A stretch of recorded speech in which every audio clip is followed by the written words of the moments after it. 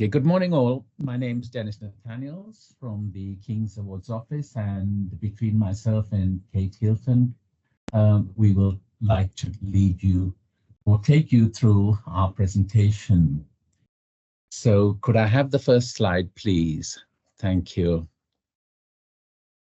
So the King's Awards for Enterprise are the most prestigious awards for UK businesses. It is a globally recognized royal seal of approval for UK companies. The Queen's Awards for Industry was the scheme's original title, which was instituted in 1965 by royal warrant, with the first awards in 1966.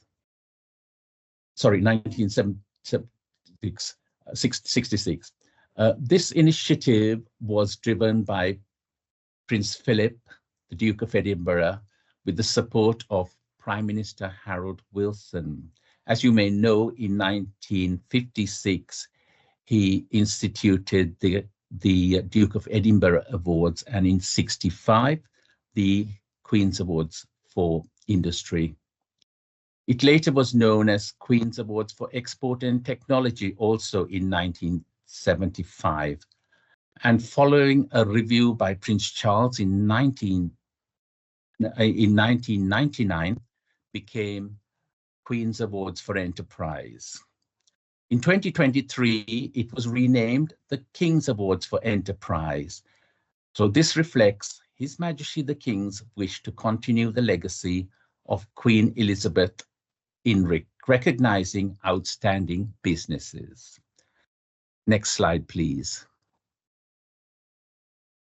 So the award would not have been a success without the support given over 57 years by Her Majesty Queen Elizabeth II.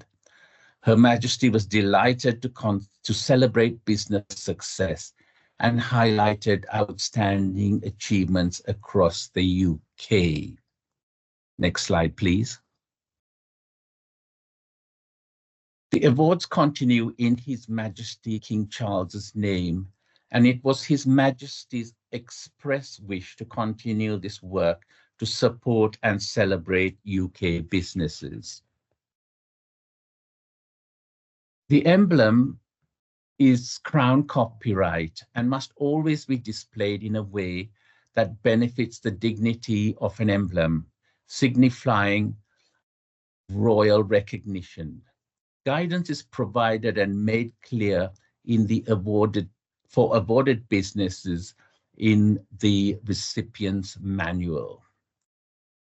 I will now hand over to Kate.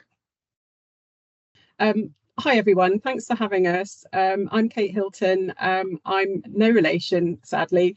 I joined the team in 2022 and I work on the user journey and communications, making sure the online application form is in its best shape. So we're just going to look at some of the awards. So the 4 award categories. Innovation recognises businesses which demonstrate a strong, commercially successful, innovative product or service. International trade recognises businesses who have achieved substantial growth in overseas earnings and commercial success within their sector. Sustainable development, where recipients demonstrate sustainable products, services or interventions for more than 2 years and can provide evidence of the benefits or positive outcomes of their actions and practices. Promoting opportunity is our last category, promoting opportunity through social mobility, which recognises and rewards employers for their work providing high quality social mobility initiatives and programmes that specifically reach out to and support people from disadvantaged backgrounds in order to inspire and guide the best talent into their organisation and beyond. Could I have the next slide, please? So why should a business apply for a King's Awards? You'll be hearing all about the halo effect from the brilliant Red Fox ID very soon. The King's Awards for Enterprise emblem is a trusted mark that provides immediate and long-term business benefits. The use of the prestigious King's Awards emblem is for a recognised royal endorsement that will get your business noticed above and beyond the competition, both at home and overseas. Successful businesses are permitted to fly a King's Awards flag at their main office and use the esteemed King's Awards for Enterprise emblem on their products and stationery for the next 5 years. Feedback from previous recipients suggests that an award can benefit businesses with excellent marketing opportunities and press coverage, worldwide recognition as outstanding British company, increased turnover and international trade, a boost to staff morale particularly, and also to partners and stakeholders. Interestingly, a research project investigating international trade recipients conducted by the University of Strathclyde found that an overwhelming 73% of respondents that had received an award between 2012 and 2015 directly attribute increased international sales to receiving a Queen's Awards for Enterprise. Could I have the next slide, please? So you can see some of the examples of social media that have very, very happy winners choose to display on LinkedIn, on Twitter, X, formerly known as Twitter. And you can see in the middle, Red Fox ID from Buckinghamshire. Do take a look at the King's Awards social media to learn about current awardees. It's a hugely exciting time for companies and a real boost for morale. Each successful company is formally presented with a grant of appointment scroll by His Majesty's Lord Lieutenant, the King's personal representative. The presentation ceremonies are a great way for the whole company to enjoy the celebrations and to be recognised for their success. One representative of the awarded organisation is also invited to attend a Buckingham Palace or Windsor Castle reception hosted by His Majesty the King or a member of the royal family. And you can see from these photos the grant of appointments scroll. I'm not sure we've got that picture actually, but it's great to see that we've got 7 winners this year out of 257 awards. And that's a great result for Buckinghamshire. I'm going to hand back over to Dennis for a brief overview of the stats in the next slide. Thanks, Maxine. Thanks, Maxine. So with this slide, it shows you the King's Award for Enterprise recent recipients by regions. So the 2024 recipients were announced on the 6th of May, the anniversary of the coronation day of His Majesty King Charles. The awards were made to businesses leading the way in a broad range of industries, from the creative industries to agri-tech solutions, sustainable food production, and innovative electrical components. In total, 252 businesses were awarded across the 4 categories. Companies can apply for more than one category in the same round, and we have had 5 recipients with double awards with this round. Greater London and the South East tend to have the highest number of recipients each year. It is worth noting that 89% of this year's recipients were small and medium-sized enterprises. Therefore, I would like to emphasize applications are welcome from small businesses as well as large companies. Could I have the next slide, please, Maxine?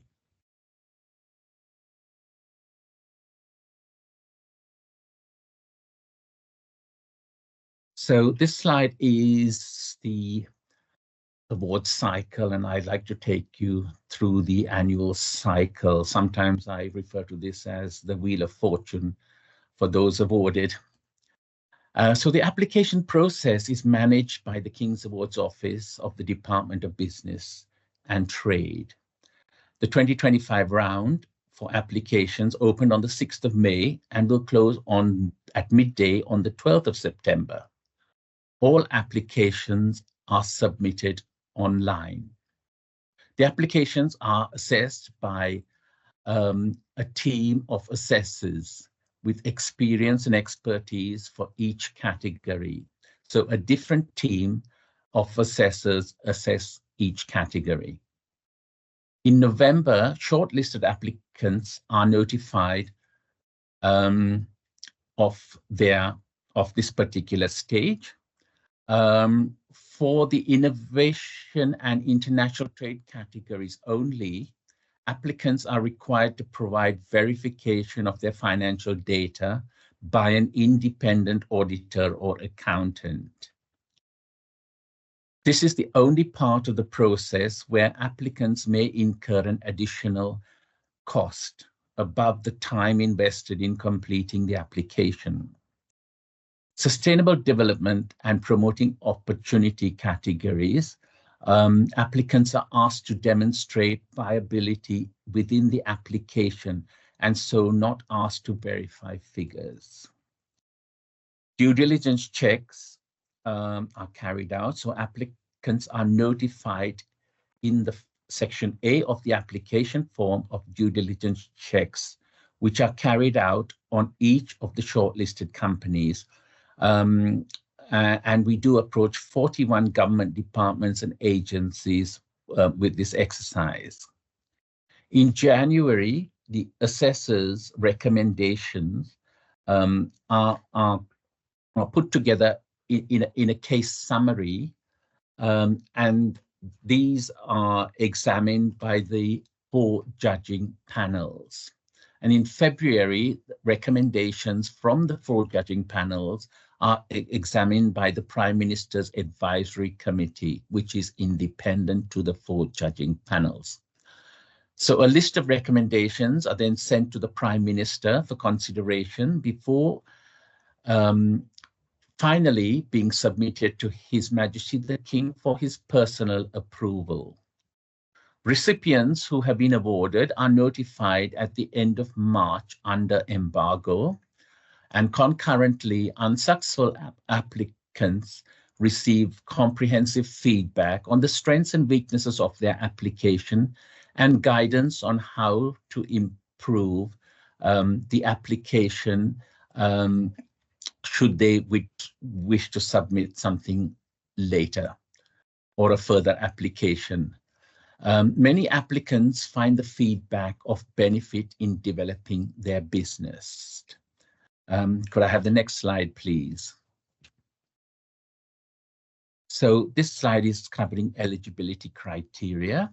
So the King's Awards for Enterprise is a self-nominating process and is open to all businesses across the United Kingdom of all sizes and sectors who meet the eligibility criteria. It is free to enter, and applying for a King's Award is a straightforward and online process. The application stage opened on the 6th of May and will close at midday on the 12th of September. There are a few criteria which are applicable across all 4 categories.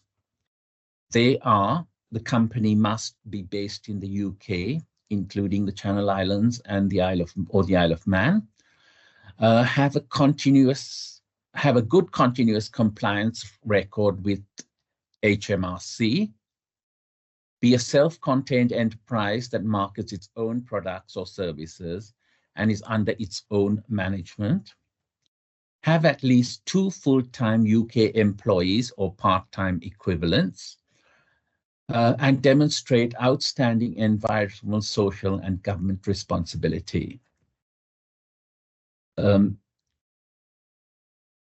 Assess the impact of the business on the environment and society, and strong relations with workforce and customers. Applicants also can be from a business or non-profit organization. And so each category has its own specific eligibility criteria, which are which convey very shortly. They can also be found in detail on the King's Awards pages of the government website. I'll hand back over to Kate. Thanks, Dennis. So we're going to be looking now at some general guidance on making your application as strong as possible. So once you have completed the online eligibility questions and have started your application, and just to remind you that this is all accessible from the gov.uk King's Awards for Enterprise page. We'll have the address up towards the end of our presentation. in a few minutes. So firstly, register on the application system. This will allow you, once you have completed the eligibility questionnaire, this will allow you to download a PDF and Word version of the application form. You can then plan your application and share the form with others. So to share the form with others, you can add collaborators to your application account. This will allow other colleagues, such as the business owner and other colleagues, to be able to help and contribute to your application, as well as ensuring that someone else will have access to the form in your absence and not miss important communications from the King's Awards for Enterprise Office. You can only complete the application form if you allocate one or more collaborators. You need to allow sufficient time. Do make sure that you plan your application properly to allow sufficient time to complete it.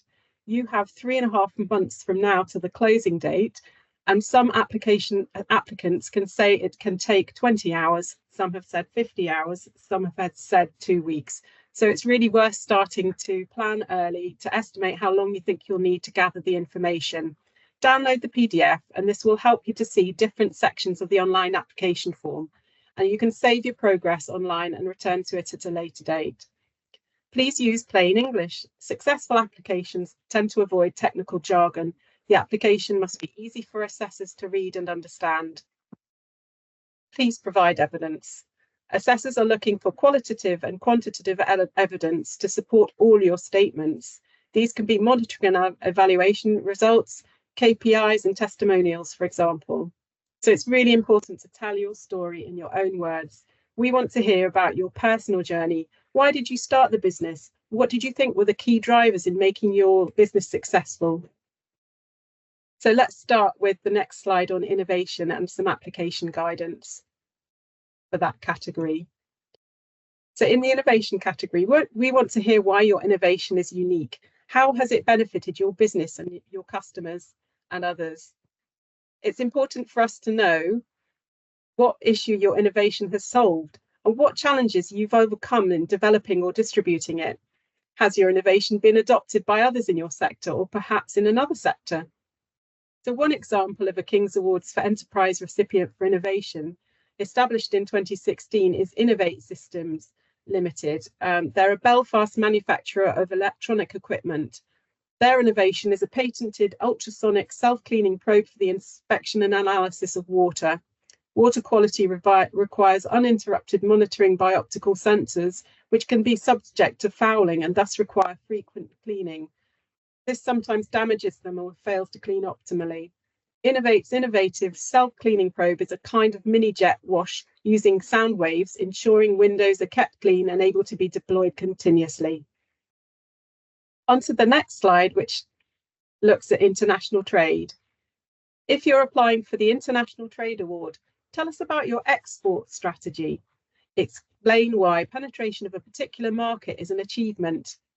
Why are you the first or the leading or the fastest growing UK exporter in this market? Why is your performance better than that of competitors? And what challenges have affected your trade and how have you overcome them? Your company will need to have substantial growth in overseas earnings with a minimum of £100,000 in overseas sales in the first year of your entry and demonstrate steep growth year on year. An example of an International Trade Award recipient is from Scotland. Established in 2018 and based in Brecon, Join Talent Solutions Limited, trading as Join Talent, provides embedded recruitment support into companies globally and is expert in building successful talent acquisition models and strategies. They're currently doing so across 26 countries. The company has achieved year-on-year growth in overseas sales over 3 years at a steep level, with total overseas sales growing by a remarkable 2,701% over the period. And I should just point out that we're not looking for the biggest figures. We're looking at figures in comparison with your size and sector. So it doesn't have to be completely mind-blowing, but it does need to be really good for your size and sector. Overseas sales of this company now account for 42.8% of total business, and the company is 100% a remote business that currently supports clients hiring into 26 countries across the world. I'm going to hand back to Dennis for some insights into promoting opportunity. Thanks, Dennis. Okay, so promoting opportunity through social mobility. So this category has been refocused for organizations engaged in enterprise whose core activity is not social mobility, but have a program that supports it. So the award is not aimed at those whose core purpose is to improve social mobility. Not-for-profit social enterprises and charities are all welcome to apply. So if a training provider or educational organization is applying, they must submit a joint application with a business. However, alternately, if a educational organization or training provider has a social mobility initiative which covers their workforce or employees, they can then put in an application independently. So the promoting opportunity category recognizes businesses and organizations that are providing high quality social mobility initiatives and programs that reach out and support people from disadvantaged backgrounds, recognizing potential, developing skills, and improving future prospects. So an applicant should tell us their story of what motivated the organization to have social mobility as a core aim, or why they decided to develop and provide such a program. Organizations cannot apply for the promoting opportunity category if social mobility is the main focus of the organization. And we do have a number of people who don't quite read the guidance and tend to submit applications that are not in keeping with the requirements. Could I have the next slide, please? So sustainable development. So we have moved away from awarding businesses who simply demonstrated the 3 R's of sustainability. So that's reduce, reuse, and recycle.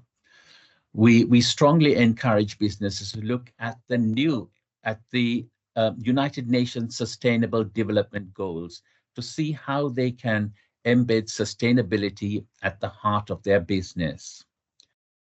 With the Sustainable Development application, you may want to tell us about any specific successes, such as developing an innovative new product or process which delivers environmental benefits, or about sustainable development outcomes embedded in the organization, supply chain, or community. In the application, it is important to demonstrate how the company or the senior management make decisions which are leading the way in the sector or community, and how they have overcome important challenges that are specific to your sector. Whilst the United Nations Sustainable Goals are national and global goals, businesses are not expected to align with each and every one of them. I'll hand back to Kate.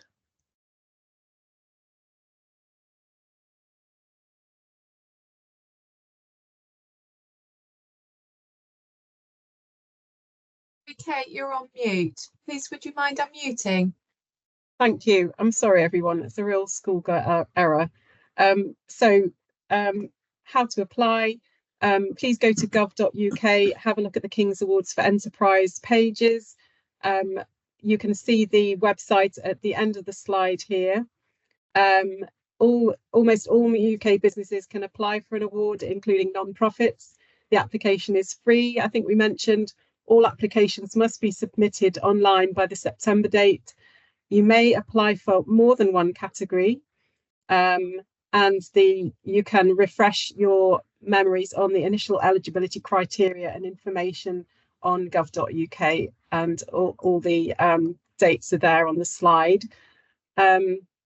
We'll be showing in the next couple of slides our contact details. Dennis is just going to tell you a little bit more about the additional support available should you wish to look into applying and start your application. So Dennis, over to you with the next slide.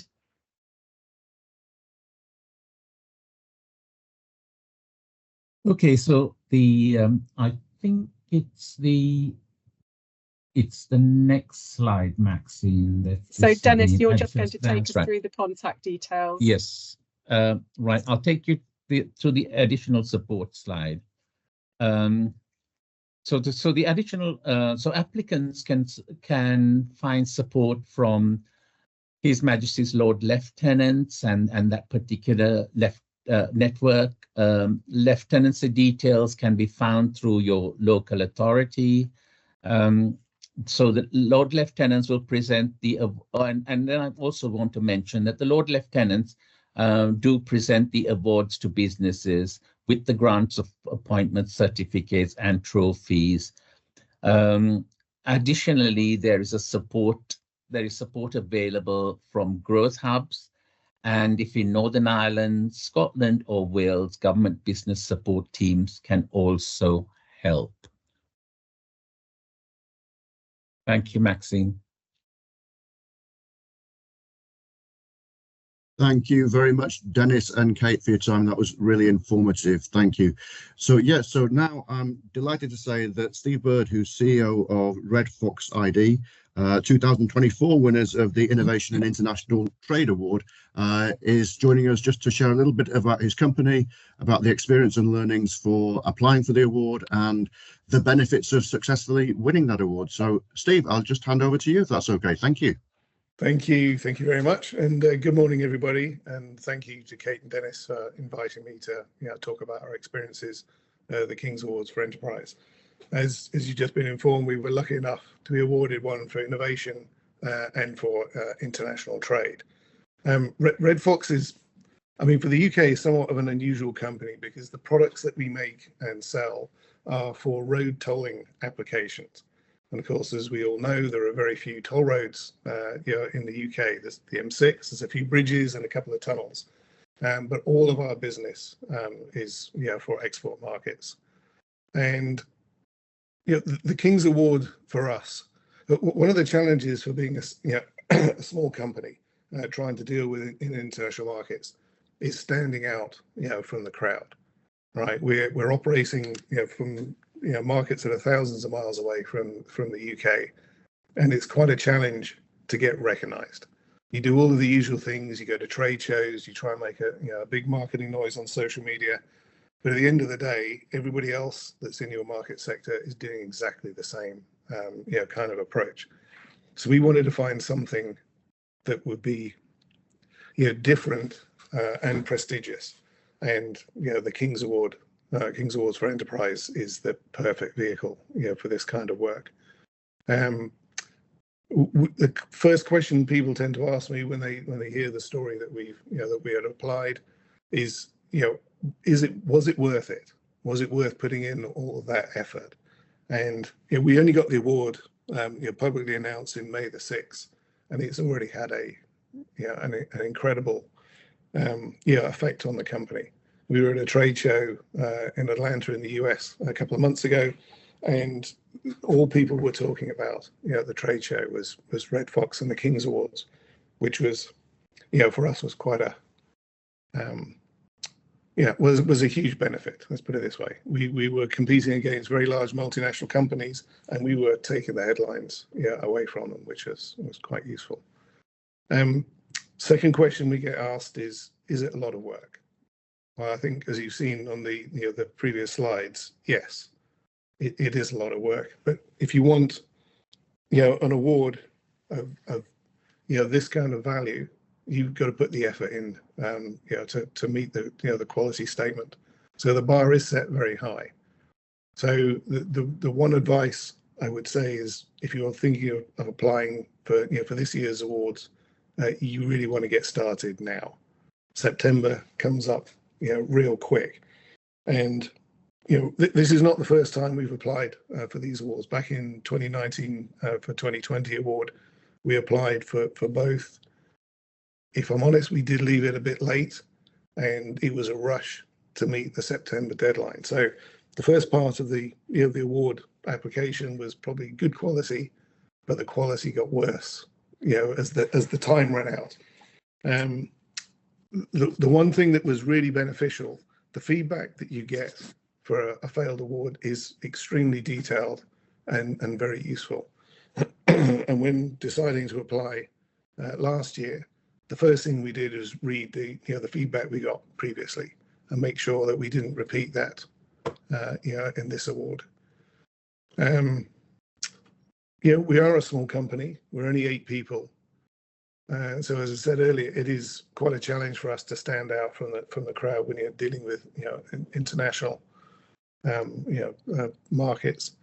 But the one benefit that I hadn't properly appreciated at the very beginning is actually what it means to the staff. They're the people that create the products that we sell, and this has been a huge sort of testament to the effort that they put in in developing the products. And it does have a sort of significant sort of psychological boost to everybody, which is always quite useful, especially in small businesses. One of the things that we do notice is when people hear about the King's Award, they want to know all the details. What does it mean? You get asked the question, are you going to meet the King? And of course the answer is hopefully yes. You're going to meet the Lord Lieutenant as well to get the award. And then someone says, oh, can we come over and can we meet the King with you? Of course, no, you can't do that. You have to apply for an award for yourself. But people will remember you, right? This is something that is so unique.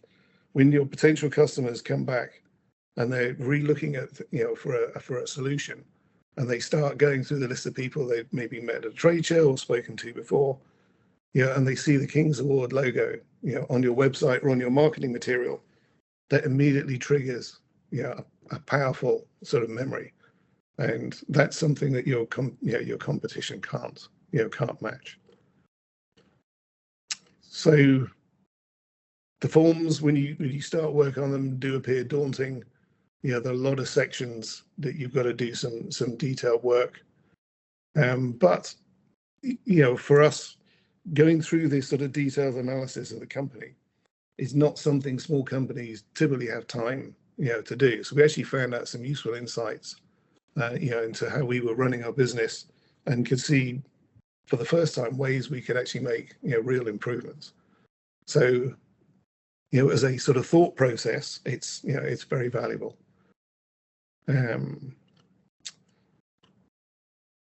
I think, as I say, start as soon as you can, so that you're not under pressure at the deadline.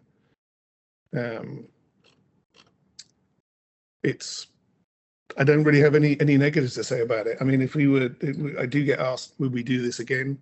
In 5 years' time, when these awards expire, we would definitely consider applying for international trade, or if you've got a new innovation, that we would do this. do this again. And I think, from a personal point of view, I would do a better job at sharing out the workload, next time, rather than taking it all on myself. So that's my quick sort of introduction, and thank you for listening. Thanks, Steve. That was really well said. Congratulations again on your success with the award. It's a huge achievement, but I think some great insights for the group there. Start early, delegate where you can, use the external resources that are available to support you, and I think the interesting thing for me as a business advisor was how much you learnt about your business and highlighted opportunities for improvement just by going through the application process itself. So really well said, Steve. Thank you very much for that. So Steve, a question just come up in chat now, which we're going to move into the Q&A session. Dennis and Kate are going to be on the Q&A, but if any of the participants would like to ask you any questions, would that be okay as well? Yeah, sure, absolutely. Fantastic. Thanks, Steve. So we will move into the Q&A session now. There's been a couple of questions that have popped up in the chat, but I see Kate's been on the case with those and hopefully been able to provide some good answers for those. So either raise your hand or just come off mute and put your questions out here. Shall I just say a little bit about the application? Sorry, Ian, I'm just wondering if it would be helpful if I said a bit about the application form itself. There are 5 or 6 sections depending on which category you're applying for. The first 2 sections concern due diligence, and it probes a little more into any issues you may have outstanding with, for example, HMRC. Do you pay enough tax on time? That sort of thing. There's a commercial section where you provide full details of your commercial performance, particularly for international trade and innovation. You get the chance to speak about the impact of your innovation and provide full backup to support that claim. In the sustainable development and good business practice section, you're asked a few more questions about how you operate as a business. What's your diversity like? You know, do you have a good track record with your workforce relations and that sort of thing?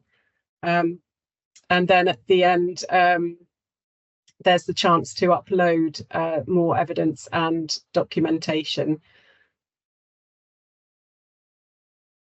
Thanks, Kate. That's great. Thank you. So yes, any questions from the participants? Please just raise your hand or come off mute, and we'd be happy to try and help. Can I ask a question, please? Go ahead, Simon. Go ahead. Good morning. Very enjoyed the presentation. Congratulations, Steve, on your award. Obviously, looking at it, it's good that you get feedback of why you weren't successful. But I was speaking to our marketing team, and they are saying there are companies that you can approach who will help you make the application. Is that something you engage people's services?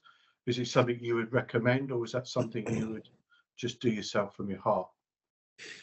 No, I think yes, we were aware of those sorts of the companies, but no, we felt we were the best people to provide the the detailed information, especially the technical information about the product. We're the only ones that really know how we do the export markets, what the challenges are, and I think we just sent a sense of pride in doing it ourselves, rather than having some third party who was not that interested in. Obviously, they've got a job to try and do, and they're getting paid to paid to do it, but you lack that, I guess, personal connection that you're trying to make with the people that are going to read these these applications. Okay, thanks. But obviously, I can provide them all the information. It's whether they've got the experience knowing how to write the application to make it attractive to the people who are judging it, which, being on a small business myself, we may fall down on a little bit. I mean, what would Buckinghamshire Business First recommend? Yeah, I see, Elizabeth, you've raised your hand. Would you like to say anything in relation to Simon's question? Yes, I would love to. Simon, certainly in terms of the feedback that I have received over the years that I've been making these presentations, is that unless the application is actually made by the company themselves, it doesn't excite. The story doesn't really come over.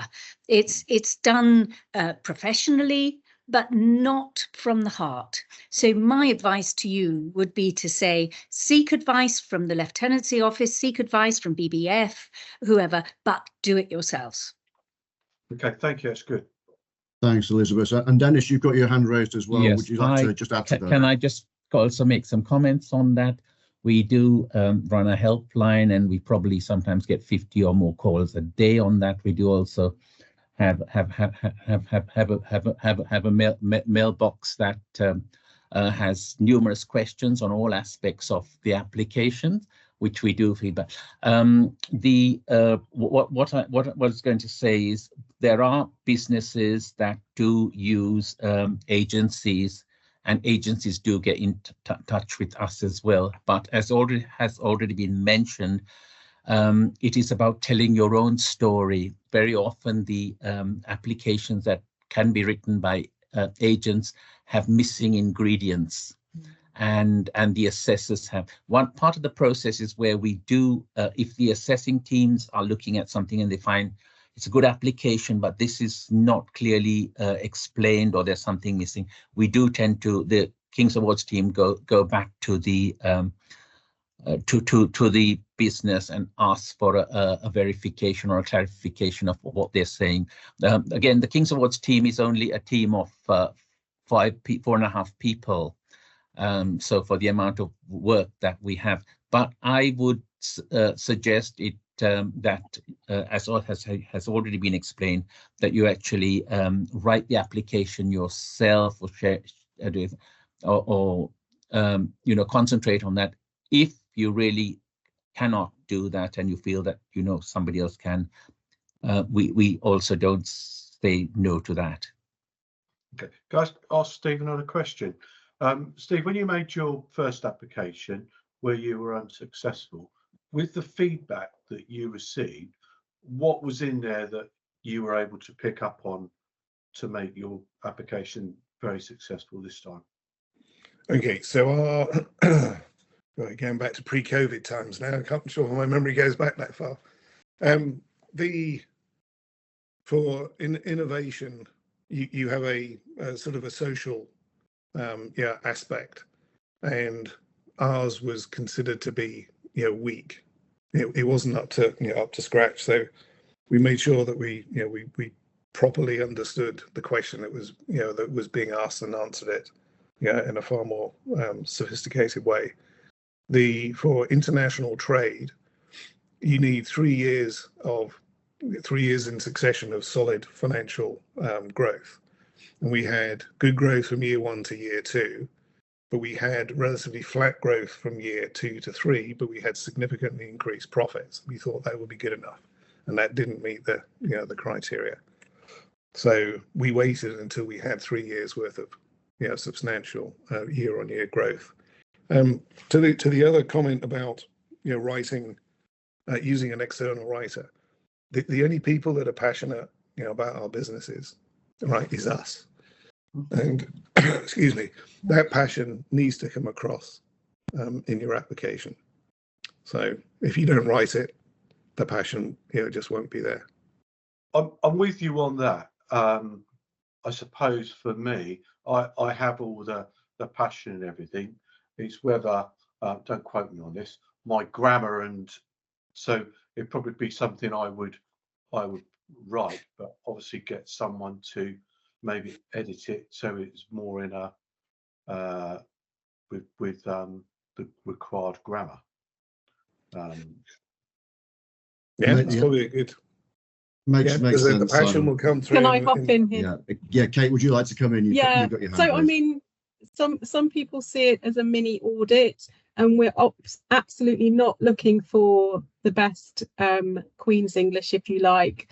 We're really, I say we, the assessors are very diverse. What they want to hear is the authentic voice and the authentic business journey, and just get carried away. And if you need somebody to edit through it and proofread afterwards, that's absolutely fine. Is there a limited amount of words? So the the application form, and I'm just wondering if it would be helpful if I shared my screen. Yeah. And I'll show you. Oh, it's disappeared now. Sorry. That would have been helpful, wouldn't it? If you could just bear with me a second. Sorry to be a pain. I'm just looking on my system for the application forms for the 2025. So if I just get the application for the innovation, this is what you'll see. Hopefully you can see my screen now. Yes, we can. Is that okay? So it's a snapshot of what you'll be asked. There are free text boxes, but there are word limits, so you don't need to feel like you've got to go on and on. We're not testing you. We just want to see great evidence for the claims that you're making. So it could be that you feel also that you've answered a question fully. You might feel that you're being asked it again in a different way later on in the form, in which case you can say, refer back to question, for example, B1 or whatever. So that it's a substantial form, because we need lots of information to be able to assess you on, but it needn't be overwhelming with proper planning. I hope that helps. So those, as I was mentioning, a few details on the company itself. So we do delve in quite deeply. It is worth having a chat with your finance section to see about any sort of tax or VAT reports. I hope that's helpful. I'll stop sharing, but you can see. Sorry, when you say VAT reports, what do you mean by that? If you've had any issues with paying, I'm referring to the due diligence. So all that will be looked into if you are shortlisted. We share applications with HMRC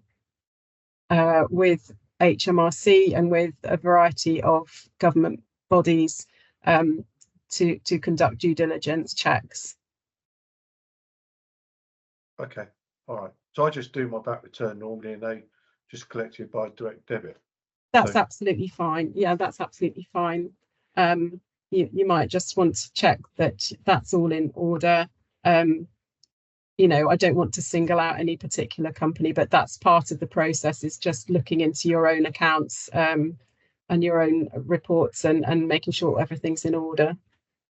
Okay, thank you. Thanks, Kate, and thank you for all your questions, Simon. I hope that was helpful. Dennis, would you just like to come in with one point? Yeah, just on the due diligence checks that you've asked. So we go out to 41 government departments and agencies. They so what they do is they feed back any adverse comments about a thing. It can be health and safety issues. It can be environment agency with water issues or things like that. They don't get to see the application, and very often at least 30 companies, between 30 and 40 for each round that are shortlisted, fail the HMRC due diligence aspect. So that's an area that you need to be sure that there is you have compliance with HMRC. So it's one of the important parts of the application, because the application, for the amount of work you put in it, and then if you fail the due diligence, you can't be awarded. So, and pay your tax on time, I think, is the message for that one, isn't it? I would think so. With all the government departments, they give us an actual reason in writing. With HMRC, we get a RAG rating, red, amber, and green. No other comments. It's part of their regulation, and that's if a business has been scored amber or red, we can't award the business. Thanks, Dennis. That's very, very helpful, and thanks, Kate, and thanks to everyone for their questions. If you have any questions that occur to you subsequent to the session, then obviously you'll have all our contact details, so you can follow up directly and specifically with us about any individual questions. But at this point, I'd like to hand over to the Countess Howe, His Majesty's Lord Lieutenant of Buckinghamshire, just to make some closing remarks on why we should be thinking of applying for this most prestigious of business awards. Thank you, Ian. Well, having heard about how to go through the process and having heard an endorsement from a very recent rewardee, I do hope that you will feel inspired to put in the time and effort needed to make an application. I know it is not an easy process, and it actually demands real investment in time to those who are most passionate about the success of the business. And as we've already said, it can only be too clear if the job of filling in the form has been handed over to someone else who doesn't have a vested interest. It just doesn't excite. So telling your own story is critical to the success of your nomination. But the benefit of gaining the award is huge, national and international recognition for a gold standard. And it does offer a real boost for your workforce and ultimately a boost for the bottom line of your accounts. There may be some of you here today who've already applied but have not been successful, and there may of course be some of you who are tackling this for the first time. Either way, I hope that you will have found the session really informative. And following the example of Robert the Bruce of Scotland and Steve from Fox ID, I think if at first you don't succeed, try again. But as Lord Lieutenant, I am hugely interested in the success of business in the county, as I recognise that thriving communities are dependent on the partnerships between business and its local community. And very much in Buckinghamshire, as the entrepreneurial heart of the country, we should be seeking recognition for our thriving businesses. So making the presentation on behalf of His Majesty the King is one of the most rewarding and inspiring tasks which I undertake. So a special thank you to BBF, who are an exemplar for business networking in the county, and we are the envy of many counties around us in Buckinghamshire.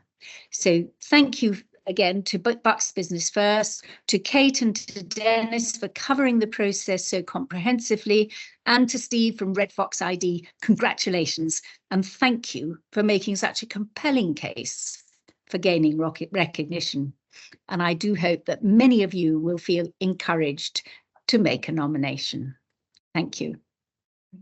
Elizabeth, thank you so much for your time and for those inspiring words. And just to echo Elizabeth, thanks for Dennis and Kate for your advice and support, and Steve again for just being that sort of absolute sort of gold standard example of how valuable those awards are. So thanks to everyone for participating. The meeting has been recorded if you would like to share it with any of your colleagues more broadly, and obviously you have the contact details for all the speakers on the call today. So if you'd like to follow up individually, please do get in contact.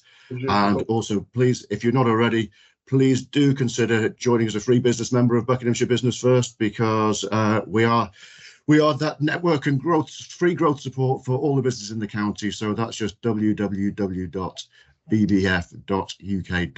So thanks everybody for your time, and very best of luck in your application processes.